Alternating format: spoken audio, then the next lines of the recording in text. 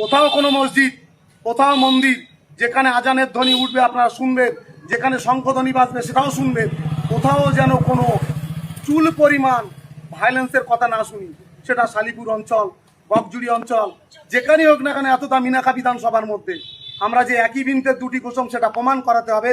BJP কোনোদিন বিক্ষিপ্ত রাস্তায় হাঁটে না। আমি জানি এখন হয়তো অনেক লোকেই এই মানুষটাকে বলবে যে এই মানুষটার শরীরে মোল্লাদের রক্ত রয়েছে, মুসলিমদের রক্ত রয়েছে, এই মানুষটা জিহাদি।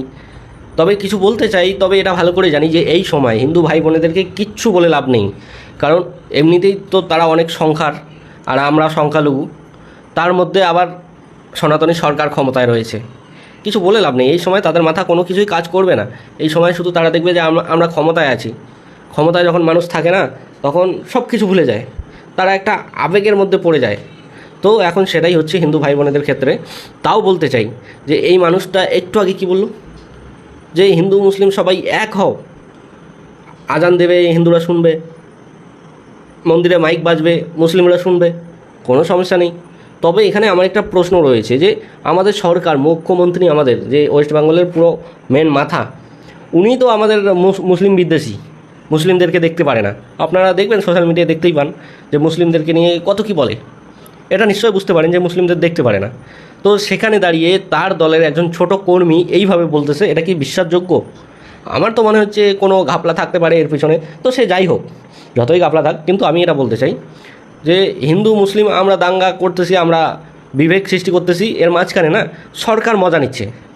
আপনারা কি এটা ভেবেছেন?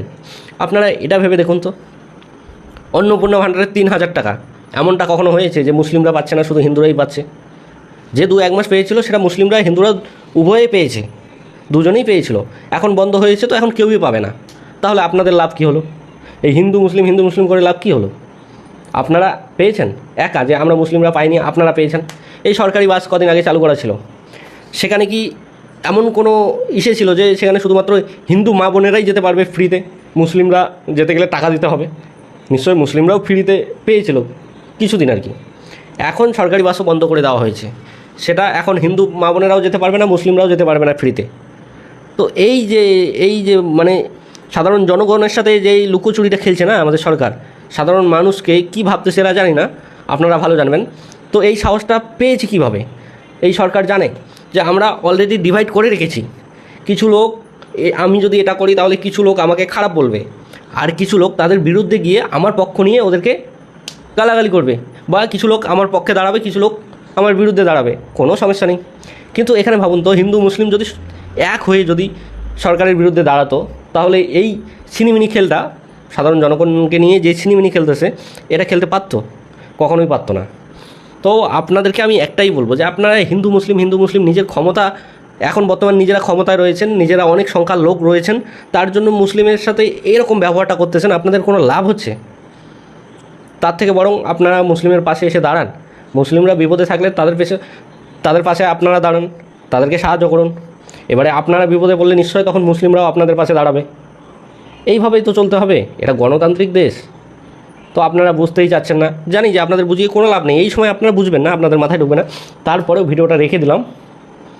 এখন আপনারা দেখবেন যে অনেক হিন্দু বোনেরা, ভাইয়েরা কিন্তু মুসলিমকে নিয়ে ভিডিও বানায়, মুসলিমদের কথা ভালোই বলে, মুসলিমদের পক্ষ হয়ে ভিডিও বানায়। তো এরকম যদি সবাই হতো না, তাহলে সরকার আমাদের জনগণের সাথে এইভাবে ছিনিমিনি করতে পারতো না। তো আপনারা, আমি যে কথাগুলো বললাম, আপনারা একবার ভেবে দেখবেন। অনেকে হয়তো অনেক রকম মন্তব্য করতে পারেন আমার কমেন্ট বক্সে, কোনো যায় আসে না, সে আপনাদের ব্যাপার, আপনাদের ভাবনা কেমন, চিন্তা কেমন,